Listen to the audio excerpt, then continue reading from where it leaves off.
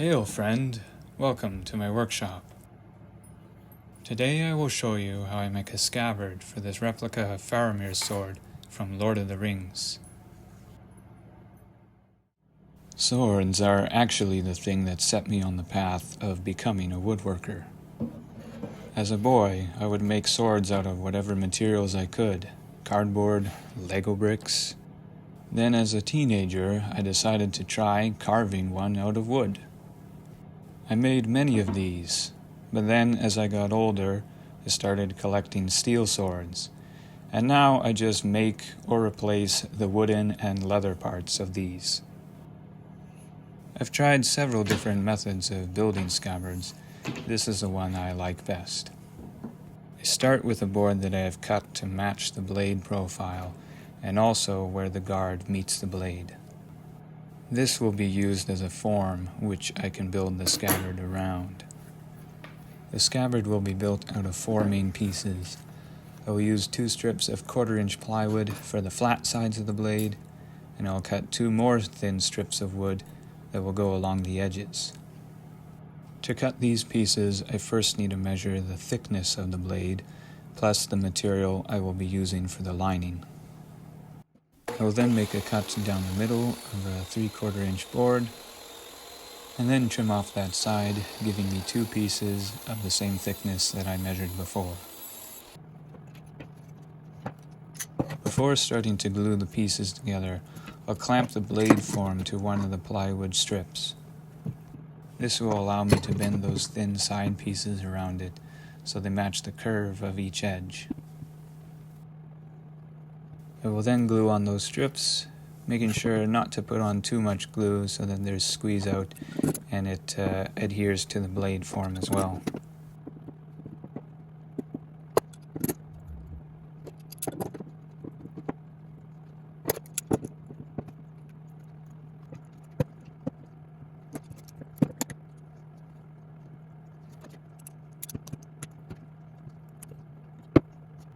And because I only have so many small clamps, I have to first do one side and then the other once the first is dry.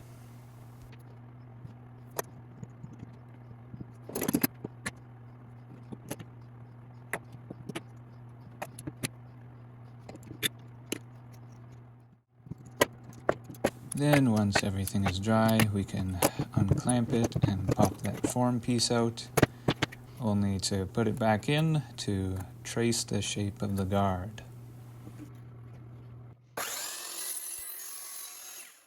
I clamp the plywood strips together before cutting out the guard shape so that each side will be an exact match. I will take out most of the material with a coping saw, refine it on the belt sander,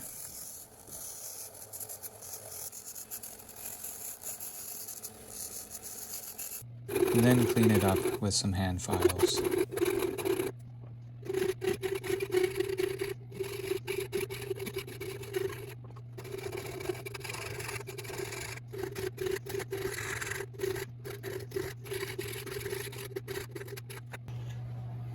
Then we can do a test fit, making sure the blade isn't too tight and the guard fits snugly with a little bit of extra space for the leather wrap.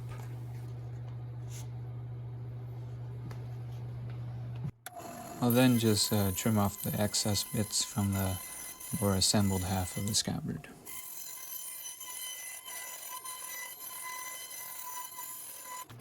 Next, I will install the lining. For this particular scabbard, I'll be using brown felt with an adhesive backing. For decorative stainless steel swords, I usually like to use felt for a lining. For carbon steel swords, I usually like to use leather with the flesh side in, or have no lining at all, so that the blade stays oiled better.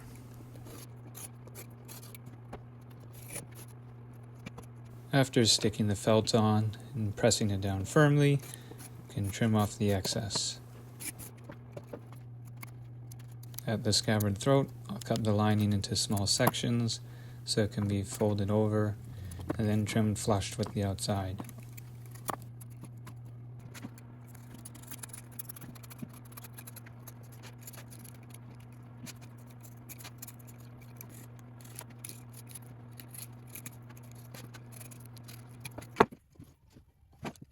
Next, I will clamp the two halves together and do the first real test fit.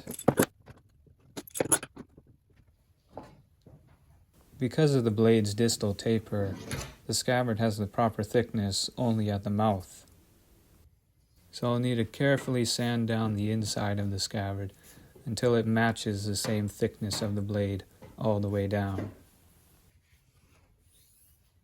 A lot of decorative stainless steel swords don't actually have a distal taper, therefore the balance of the sword is way off. But this replica Faramir sword has a pretty decent balance to it, despite being a wall hanger. And so I have to sand the scabbard so that it fits properly. This is one of the most intricate parts in the entire build process.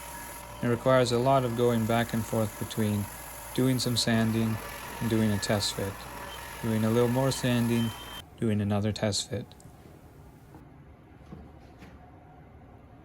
I determined that the sanding is done by a simple shake test. I like my scabbards to be snug enough that if I shake the sword, the scabbard won't fall off, but also loose enough that I don't have to push or pull to sheath or draw it.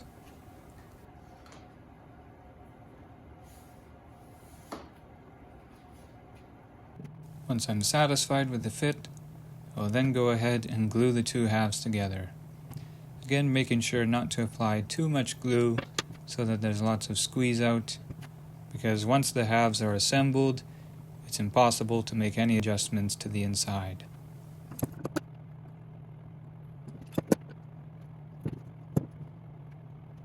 I'll add an additional board as I'm putting on the clamps, just to make sure that any bend in the plywood gets straightened out.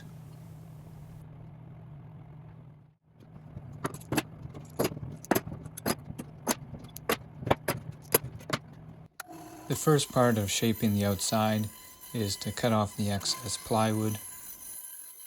I'll do this by cutting off most of it with the bandsaw and then cleaning it up with a flush trim bit in the router.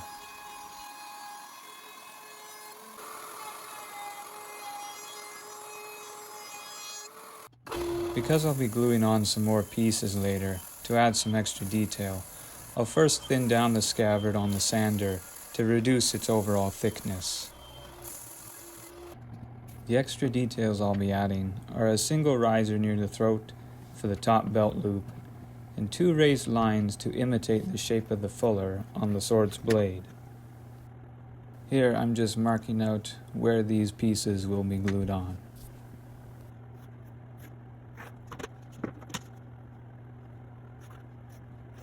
For a lot of other scabbards, these details are made using lengths of cord. Because I wanted to have these lines blend into the scabbard's outside edge, I'll be making them out of some slivers of wood, which I get by just cutting off the very edge of a board at a steep angle. Then I will glue these pieces on, holding them in place with just some masking tape, and also gluing on an additional small block where the two lines will come to a point.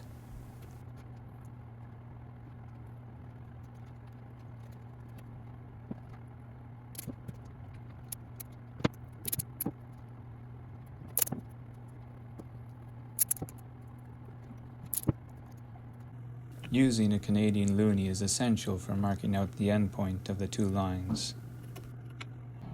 Using hand chisels, I'll carve down those small blocks to bring those lines together and blend it into the rest of the scabbard.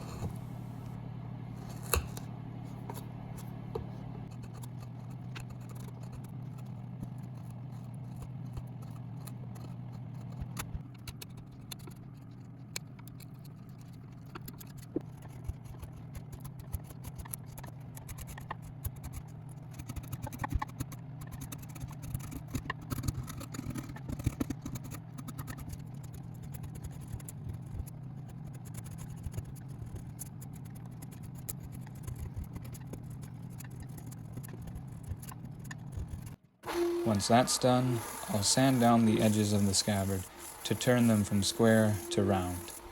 Sometimes I'll use the router for this, but because I wanted to blend the detail lines into the rest of the scabbard, I went for a different method this time.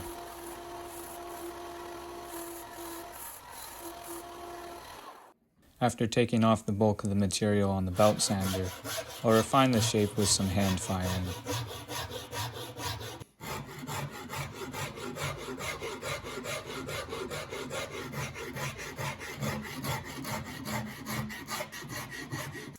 And then give everything a final sanding by hand.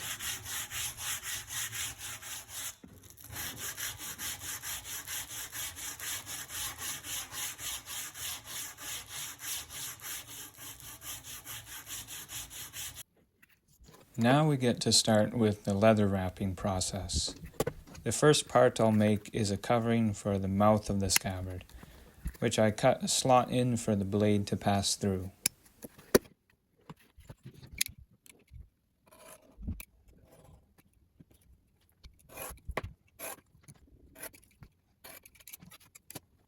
I'll be using contact cement to glue this piece in place, so I'll apply some to the back of it and also to the scabbard mouth.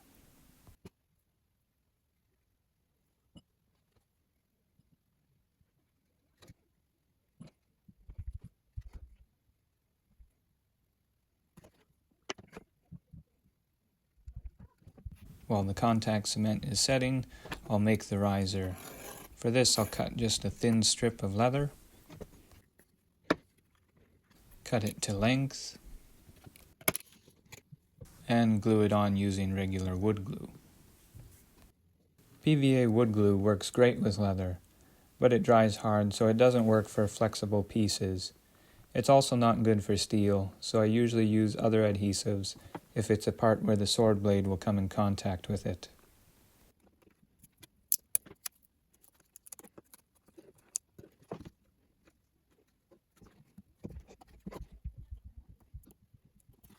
Once the contact cement is ready, I will stick the piece onto the scabbard mouth and then trim it into small sections to be folded over.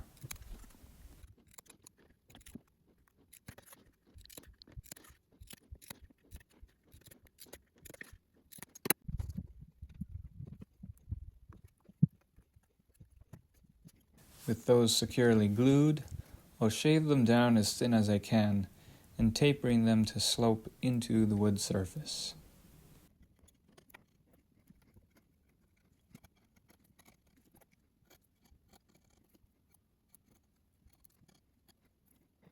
For the main leather wrap, I first need to mold it over the riser and detail lines before gluing it on. For this, I'm using 2-ounce veg tan leather.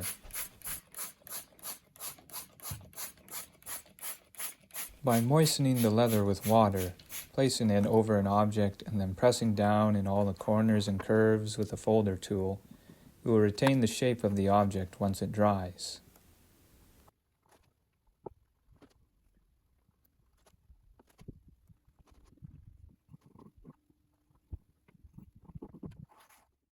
After several hours of drying, you can see the leather has taken on the details of the wood core underneath. Now we can begin gluing it on.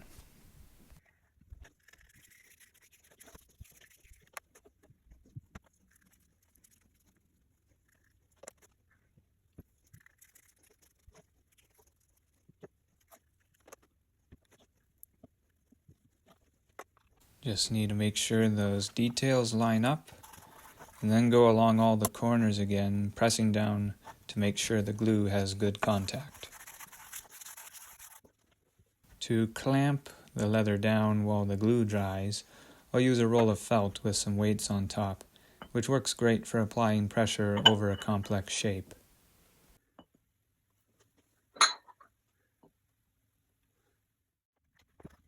Now that the leather has been securely adhered to the front side of the scabbard, I can begin forming it around the back side. Usually, when there are raised details on a scabbard, I find it easiest to work in sections rather than trying to mold the leather around the whole scabbard all at once. It isn't typical for a scabbard to have decorative details on both sides, but I like to make mine as symmetrical as possible, with every side looking good. Once that left-hand flap is sufficiently dry, I can mark and cut it down the center line of the scabbard.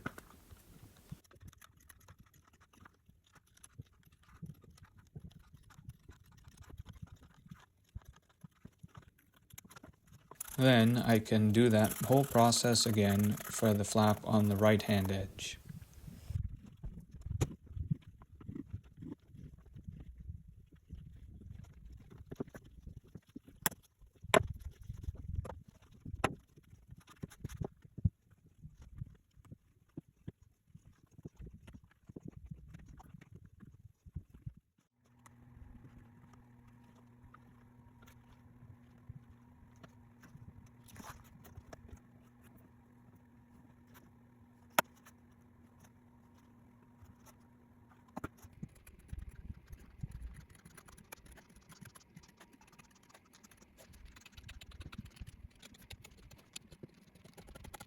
Now that the leather is all molded, dried, and trimmed, I can mark and punch the holes for stitching. For this, I'm using a 5mm pronged stitching chisel.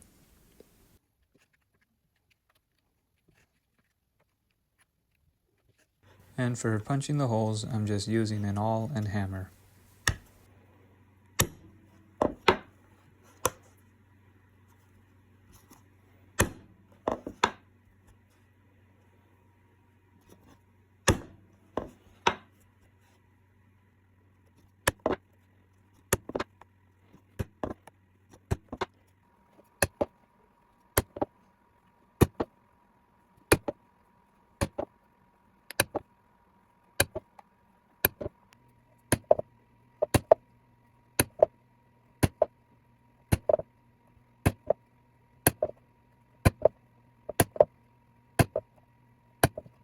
Before getting to the sewing, I'll first add some more glue to secure those flaps down, but making sure not to glue down the stitching lines yet.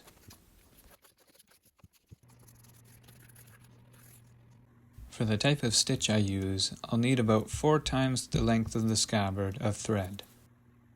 And then I get comfy and begin sewing. Yep, this takes a long time, but it's actually one of my favorite parts. Just put on a good podcast or YouTube video and the time flies.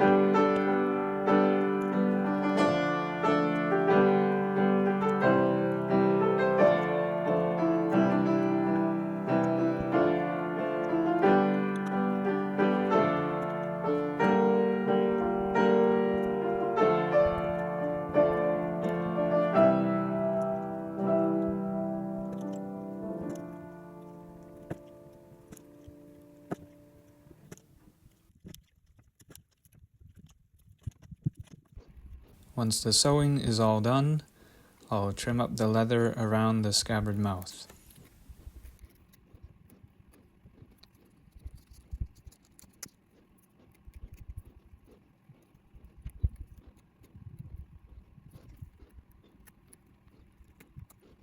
Next, I'll make the straps for hanging the scabbard from a belt.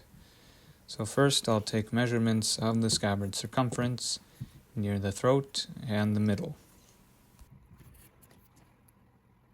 Then I'll cut 4 lengths of 8-ounce 3/4 inch leather strap.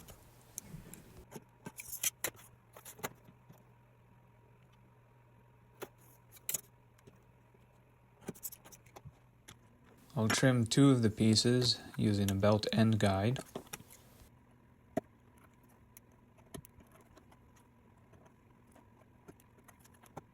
And then mark and punch the holes for sewing.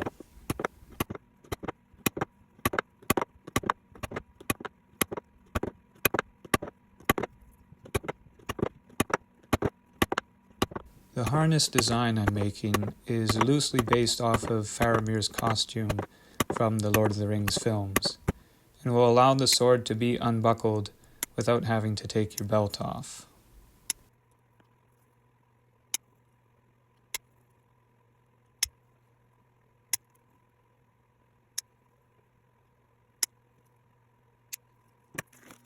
And now we get to add color to the scabbard by applying the dye. I've tried multiple brands and colors to try and find a match for the color of the handle on the sword. This Jade Green by Angelus Direct is the closest match I could find. The leather is quite a thirsty material and will absorb almost a whole 3-ounce bottle before it's sufficiently saturated.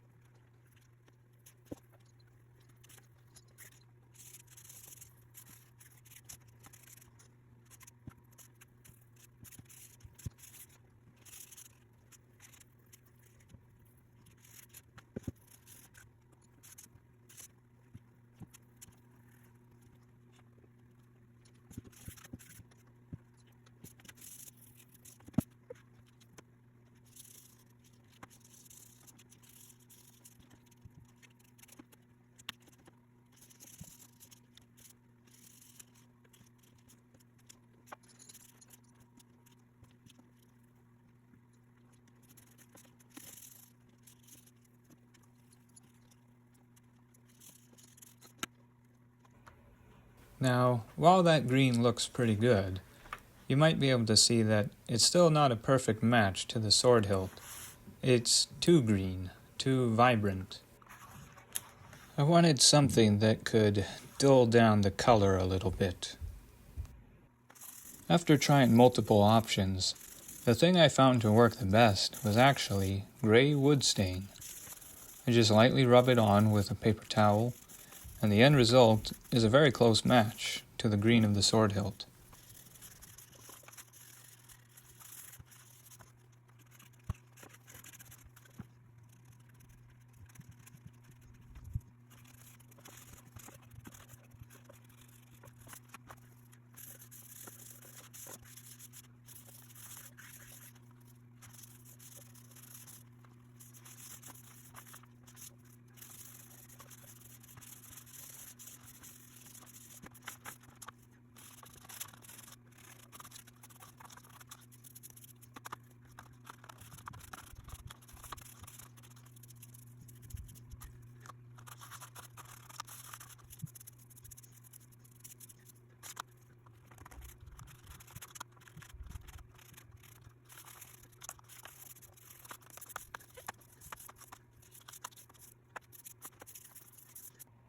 And the last finishing step is to apply a clear protective coat, which I put on with a dauber and buff in using a piece of canvas.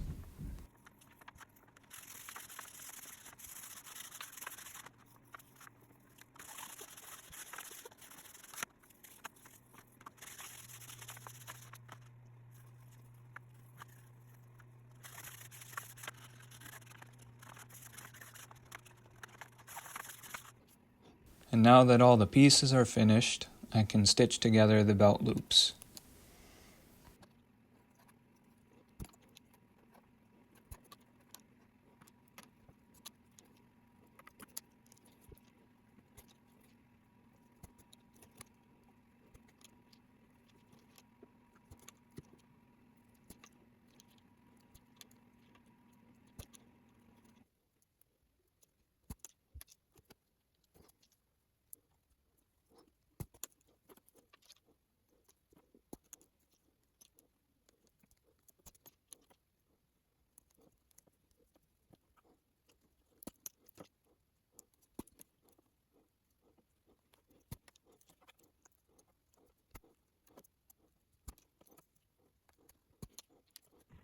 And the very last bit of building is gluing on the chape. Right now I don't have much metalworking capabilities, so any metal hardware is limited to what I can purchase. I got this particular chape from Dark Sword Armory.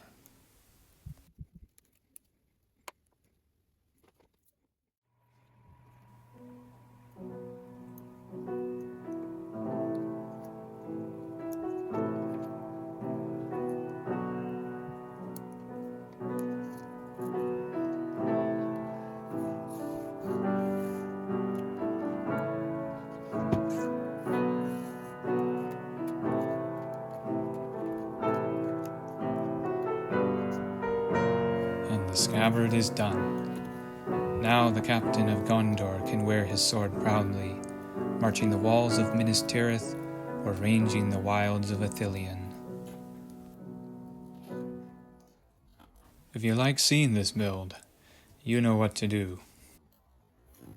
Subscribe if you want to see future projects. And thanks to everyone who has subscribed already. I'm absolutely amazed at the response to my first video. If you are interested in commissioning a scabbard for your sword, or you would like to see what items I currently have for sale, check out my shop using the link in the description. And thank you very much for watching.